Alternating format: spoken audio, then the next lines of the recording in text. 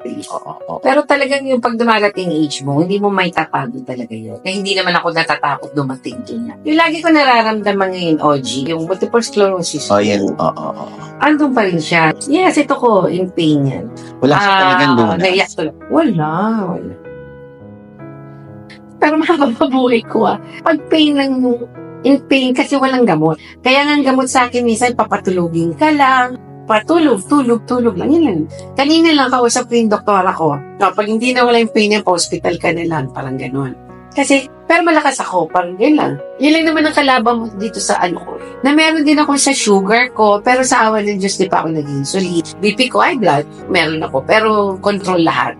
Yun lang talagang bumibigay ako yung... Siguro dahil sa pressure din, ang dami kong ginagawa. Yung bawal kasi yung stress, sobrang stress. Kaya hindi naman pwedeng wala tayong stress sa buhay.